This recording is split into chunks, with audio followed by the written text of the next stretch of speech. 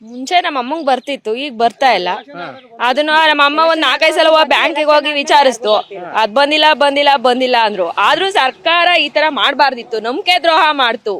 ಈಗ ಎಲ್ಲಾ ಓಟ್ ಹಾಕ್ಸ್ಕೊಳವರ್ಗು ಆ ಗ್ಯಾರಂಟಿ ಈ ಗ್ಯಾರಂಟಿ ಅಂತ 5 ಗ್ಯಾರಂಟಿ ಕೊಡ್ತು.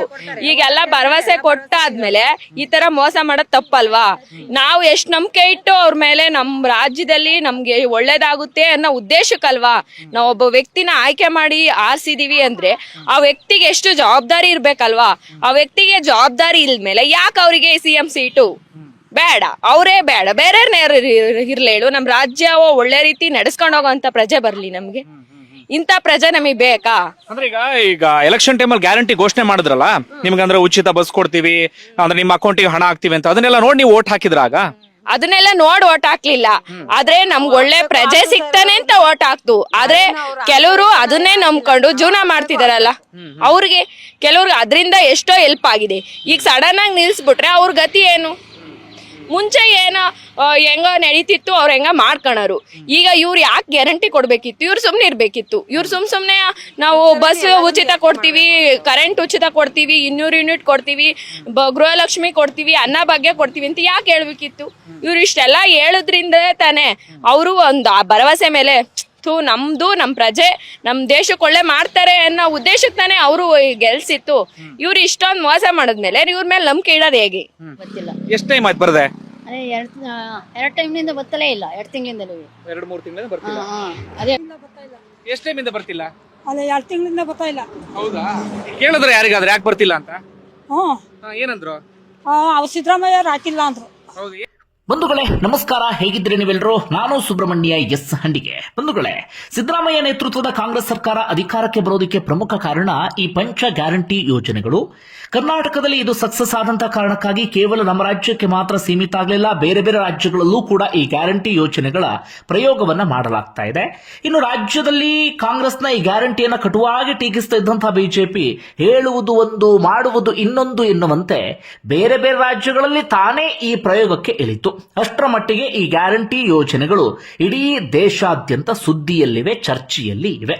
ಇನ್ನು ನಮ್ಮ ರಾಜ್ಯದ ವಿಚಾರಕ್ಕೆ ಬರೋದಾದ್ರೆ, ಮಾತು ಕೊಟ್ಟ ರೀತಿಯಲ್ಲಿ ಕಾಂಗ್ರೆಸ್ ಅಧಿಕಾರಕ್ಕೆ ಬರ್ತಾ ಇದ್ದ ಹಾಗೆ ಹಂತ ಹಂತವಾಗಿ ಒಂದೊಂದೇ ಗ್ಯಾರಂಟಿ ಯೋಜನೆಯನ್ನ ಜಾರಿಗೆ ತಂತು. ನಿಮ್ಮೆಲ್ಲರಿಗೂ ಕೂಡ ಗೊತ್ತಿರುವ ಹಾಗೆ ಒಂದು ಕಡೆಯಿಂದ ಮಹಿಳೆಯರಿಗೆ ಬಸ್ ಫ್ರೀ, ಮತ್ತೊಂದು ಕಡೆ ಅನ್ನಭಾಗ್ಯ ಯೋಜನೆ, ಇನ್ನೊಂದು ಕಡೆ ಗೃಹಲಕ್ಷ್ಮಿ ಯೋಜನೆ, ಅದೇ ರೀತಿಯಾಗಿ ವಿದ್ಯುತ್ ಫ್ರೀ, ಮತ್ತೊಂದು ಕಡೆಯಿಂದ ಈ ಯುವ ನಿಧಿ ಯೋಜನೆ. ಆರಂಭದಲ್ಲಿ ಅನುಷ್ಠಾನಕ್ಕೆ ಬಂದಾಗ ಎಲ್ಲವೂ ಕೂಡ ಸಮರ್ಪಕವಾಗಿ ನಡ್ಕೊಂಡು ಹೋಯಿತು, ಹೇಳಿಕೊಳ್ಳುವಂತ ಸಮಸ್ಯೆ ಏನೂ ಆಗಲಿಲ್ಲ. ಆದರೆ ಕಾಲ ಉರುಳುತ್ತಾ ಇದ್ದ ಹಾಗೆ, ಸಮಯ ಕಳೀತಾ ಇದ್ದ ಹಾಗೆ ಈ ಗ್ಯಾರಂಟಿ ಯೋಜನೆಗಳು ಆರಂಭದಲ್ಲಿ ಒಂದಷ್ಟು ಜನ ಅಂದಾಜು ಮಾಡಿದ ರೀತಿಯಲ್ಲಿ ಅಥವಾ ಲೆಕ್ಕಾಚಾರ ಹಾಕಿದ ರೀತಿಯಲ್ಲಿಯೇ ರಾಜ್ಯ ಸರ್ಕಾರಕ್ಕೆ ಹೊರೆಯಾಗಿ ಪರಿಣಮಿಸಲ್ಪಡೋಕೆ ಶುರುವಾಯಿತು. ಅದು ಎಷ್ಟರ ಮಟ್ಟಿಗೆ ಅಂದ್ರೆ ಬೇರೆ ಬೇರೆ ಅಭಿವೃದ್ಧಿ ಯೋಜನೆಗಳಿಗೆ ರಾಜ್ಯ ಸರ್ಕಾರ ಪರದಾಡುವಂತಹ ಪರಿಸ್ಥಿತಿ, ಇನ್ನೊಂದು ಕಡೆಯಿಂದ ಗ್ಯಾರಂಟಿ ಯೋಜನೆಯನ್ನೇ ಸಮರ್ಪಕವಾಗಿ ಮುಂದುವರಿಸಿಕೊಂಡು ಹೋಗೋದಿಕ್ಕೆ ಸಾಧ್ಯ ಆಗದಂತ ಪರಿಸ್ಥಿತಿ ಎದುರಾಯಿತು. ಈ ಕಾರಣಕ್ಕಾಗಿ ನಿಮ್ಮೆಲ್ಲರಿಗೂ ಕೂಡ ಗೊತ್ತು, ಮಧ್ಯದಲ್ಲಿ ಅನ್ನಭಾಗ್ಯದ ಹಣ ಸರಿಯಾದ ರೀತಿಯಲ್ಲಿ ಜನರಿಗೆ ತಲುಪ್ತಾ ಇರಲಿಲ್ಲ.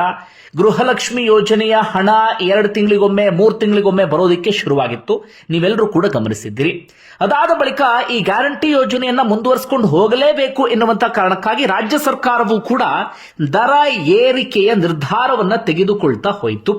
ರಾಜ್ಯದ ಜನರಿಗೆ ಒಂದು ರೀತಿಯಲ್ಲಿ 6ನೇ ಗ್ಯಾರಂಟಿಯನ್ನ ಕೊಡ್ತು ಅಂದ್ರೂ ಕೂಡ ತಪ್ಪಾಗ್ಲಿಕ್ಕಿಲ್ಲ, ಅಥವಾ ಹೊಸ ಭಾಗ್ಯವನ್ನ ಜನರಿಗೆ ಕೊಡುವಂತ ಕೆಲಸವನ್ನ ರಾಜ್ಯ ಸರ್ಕಾರ ಮಾಡಿತು. ನಿಮ್ಮೆಲ್ಲರಿಗೂ ಕೂಡ ಗೊತ್ತಿದೆ ಯಾವ ರೀತಿಯಾಗಿ ದರ ಏರಿಕೆ ಆಯಿತು ಅಂತ.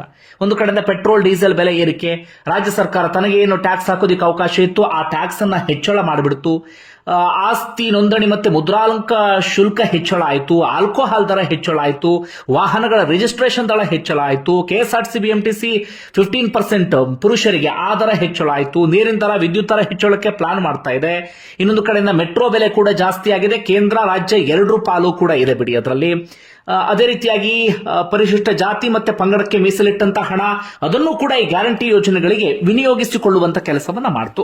ಒಟ್ಟಾರೆಯಾಗಿ ಏನೇನೋ ಸರ್ಕಸ್ ಅನ್ನ ರಾಜ್ಯ ಸರ್ಕಾರ ಮಾಡ್ತಾ ಇದೆ. ಗ್ಯಾರಂಟಿ ಯೋಜನೆಯನ್ನ ಸಮರ್ಪಕವಾಗಿ ಮುಂದುವರಿಸಿಕೊಂಡು ಹೋಗ್ಬೇಕು ಅಂದ್ರೆ ವರ್ಷಕ್ಕೆ ಹೆಚ್ಚು ಕಡಿಮೆ ಒಂದು 60,000 ಕೋಟಿಯ ಆಸುಪಾಸಿನ ಹಣ ಬೇಕಾಗುತ್ತೆ.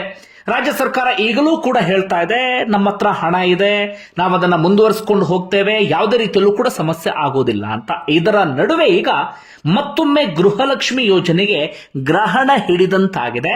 ಅನ್ನಭಾಗ್ಯ ಯೋಜನೆಯ ಹಣವೂ ಕೂಡ ರಾಜ್ಯದ ಜನರಿಗೆ ಬರ್ತಿಲ್ಲ. ಹೀಗಾಗಿ ರಾಜ್ಯದ ಜನ ಮತ್ತೊಮ್ಮೆ ಇದೀಗ ರಾಜ್ಯ ಸರ್ಕಾರದ ವಿರುದ್ಧ ಆಕ್ರೋಶವನ್ನು ವ್ಯಕ್ತಪಡಿಸೋಕೆ ಶುರು ಮಾಡಿಕೊಂಡಿದ್ದಾರೆ. ಏನಾಗಿದೆ ಅನ್ನೋದನ್ನ ಗಮನಿಸ್ತಾ ಹೋಗೋಣ. ಬಂಧುಗಳೇ, ನಿಮ್ಮೆಲ್ಲರಿಗೂ ಕೂಡ ಗೊತ್ತಿದೆ, ಅನ್ನಭಾಗ್ಯ ಯೋಜನೆ 10 ಕೆಜಿ ಅಕ್ಕಿಯನ್ನ ಕೊಡ್ತೀವಿ ಅಂತ ರಾಜ್ಯ ಸರ್ಕಾರ ಭರವಸೆಯನ್ನ ಕೊಟ್ಟಿತ್ತು. ಆ 10 ಕೆಜಿಯಲ್ಲಿ 5 ಕೆಜಿಯಷ್ಟು ಕೇಂದ್ರ ಸರ್ಕಾರ ಕೊಡ್ತಾ ಇದೆ. ಇನ್ನುಳಿದಂತ 5 ಕೆಜಿ ಅಕ್ಕಿಯನ್ನ ಹೊಂದಿಸೋಕೆ ರಾಜ್ಯಕ್ಕೆ ಸಾಧ್ಯ ಆಗಲಿಲ್ಲ. ಕೇಂದ್ರ ಸರ್ಕಾರ ಆರಂಭದಲ್ಲಿ ಕೊಡೋದಿಲ್ಲ ಅಂತ ಹೇಳ್ತು. ಈಗ ಕೇಂದ್ರ ಸರ್ಕಾರ ಹೇಳ್ತಿದೆ ನಾವು ಕೊಡ್ತೀವಿ, ಅದರ ರಾಜ್ಯ ಕೊಂಡ್ಕೊಳ್ತಿಲ್ಲ ಅಂತ. ಆ ವಿಚಾರದಲ್ಲಿ ಕೇಂದ್ರ ಮತ್ತು ರಾಜ್ಯದ ನಡುವೆ ಒಂದಷ್ಟು ರಾಜಕೀಯ ಅಂತದ್ದೆಲ್ಲವೂ ಕೂಡ ನಡೀತಾ ಇದೆ. ಇನ್ನು ರಾಜ್ಯ ಸರ್ಕಾರ ಏನು ಮಾಡ್ತು, 5 ಕೆಜಿ ಅಕ್ಕಿ ಕೊಡುವ ಬದಲಾಗಿ 5 ಕೆಜಿಗೆ ಹಣ ಕೊಡೋದಿಕ್ಕೆ ಶುರು ಮಾಡ್ಕೊಳ್ತು. 1 ಕೆಜಿಗೆ 34 ರೂಪಾಯಿ ಲೆಕ್ಕ. ಮನೆಯಲ್ಲಿ 5 ಜನ ಇದ್ರು ಅಂತಾದ್ರೆ 20 ಕೆಜಿ ಅಕ್ಕಿಗೆ ಎಷ್ಟು ಹಣವನ್ನ ಕೊಡಬೇಕು ಅಷ್ಟು ಹಣವನ್ನ ಅಕೌಂಟಿಗೆ ಹಾಕೊಂಡು ಹೋಗ್ತಾ ಇತ್ತು ರಾಜ್ಯ ಸರ್ಕಾರ. ಆದರೆ ಈಗ ಹೆಚ್ಚು ಕಡಿಮೆ 5 ರಿಂದ 6 ತಿಂಗಳಿಂದ ಯಾರ ಅಕೌಂಟ್ಗೂ ಕೂಡ ಅನ್ನಭಾಗ್ಯ ಯೋಜನೆಯ ಹಣ ಬರ್ತಾ ಇಲ್ಲ. ಒಂದಷ್ಟು ಜನ ಅದರ ಮೇಲೆ ಡಿಪೆಂಡ್ ಆಗಿಬಿಟ್ಟಿದ್ರು, ಅಥವಾ ಹಣದಿಂದ ಏನೋ ಒಂದು ಖರ್ಚಿಗೆ ಆಗುತ್ತೆ ಎನ್ನುವ ರೀತಿಯಲ್ಲಿ ಜನ ಅಂದ್ಕೊಂಡಿದ್ರು. ಆದರೆ ರಾಜ್ಯ ಸರ್ಕಾರ ಭರವಸೆ ಕೊಟ್ಟಂತ ರೀತಿಯಲ್ಲಿ ಆ ಹಣ ಇದೀಗ ಬರ್ತಾ ಇಲ್ಲ. ಈಗ ಗೃಹಲಕ್ಷ್ಮಿ ಯೋಜನೆಯ ವಿಚಾರಕ್ಕೆ ಬರೋಣ. ರಾಜ್ಯದ ಅತ್ಯಂತ ಜನಪ್ರಿಯ ಯೋಜನೆ. ಕೇವಲ ನಮ್ಮ ರಾಜ್ಯ ಮಾತ್ರ ಅಲ್ಲ, ಬೇರೆ ಬೇರೆ ರಾಜ್ಯಗಳಲ್ಲೂ ಕೂಡ ಇದನ್ನು ಅಳವಡಿಸಿಕೊಳ್ಳಲಾಯಿತು. ಬೇರೆ ಬೇರೆ ಪಕ್ಷಗಳು ಕೂಡ ಇದರ ಮೊರೆ ಹೋಗ್ಬಿಡ್ತು. ಮಹಿಳೆಯರ ವೋಟನ್ನು ಪಡೆಯುವಂತ ಉದ್ದೇಶ ಅಥವಾ ಮಹಿಳೆಯರ ವಿಶ್ವಾಸವನ್ನ ಗಳಿಸುವಂತ ಉದ್ದೇಶದಿಂದ ನಮ್ಮ ರಾಜ್ಯದಲ್ಲಿ ಆರಂಭದಲ್ಲೆಲ್ಲ ಸರಿಯಾಗಿ ನಡ್ಕೊಂಡು ಬಂತು. ಇದರ ಪರಿಣಾಮವಾಗಿ ಒಂದಷ್ಟು ಮಹಿಳೆಯರು ಈ ಗೃಹಲಕ್ಷ್ಮಿ ಹಣದ ಮೇಲೆ ಡಿಪೆಂಡ್ ಆಗಿಬಿಟ್ರು. ಒಂದಷ್ಟು ಜನಕ್ಕೆ 2,000 ಹಣ ಅಂದಾಗ ದೊಡ್ಡ ಅಮೌಂಟ್ ಅನಿಸ್ತೇ ಇರಬಹುದು, ಆದ್ರೆ ಅದು ದೊಡ್ಡ ಮೊತ್ತವೇ. ಎಷ್ಟೋ ಮಹಿಳೆಯರಿಗೆ, ಅದರಲ್ಲೂ ವಿಶೇಷವಾಗಿ ಗ್ರಾಮೀಣ ಪ್ರದೇಶದ ಮಹಿಳೆಯರಿಗೆ ಅದೊಂದು ರೀತಿಯಲ್ಲಿ ದೊಡ್ಡ ಮೊತ್ತವೇ. ತುಂಬಾ ಜನ ಅದರ ಮೇಲೆ ಡಿಪೆಂಡ್ ಆಗಿಬಿಟ್ಟಿದ್ರು. ಆದರೆ ಈಗ ಹೆಚ್ಚು ಕಡಿಮೆ 3 ತಿಂಗಳಿಂದ ಗೃಹಲಕ್ಷ್ಮಿ ಹಣ ಬರ್ತಾ ಇಲ್ಲ. ಕೊನೆಯದಾಗಿ ಯಾವಾಗ ಹಾಕಿದ್ದು ಅಂದ್ರೆ ಈ ಉಪಚುನಾವಣೆ ಬಂತು ನೋಡಿ, ಚನ್ನಪಟ್ಟಣ, ಶಿಗ್ಗಾವಿ ಇವೆಲ್ಲ ಉಪಚುನಾವಣೆ ಬಂತಲ್ಲ, ಆ ಉಪಚುನಾವಣೆ ಅಂದ್ರೆ ಚುನಾವಣೆಗೆ ಒಂದು 2-3 ದಿನ ಮುಂಚೆ ಹಣವನ್ನ ಹಾಕಲಾಗಿತ್ತು.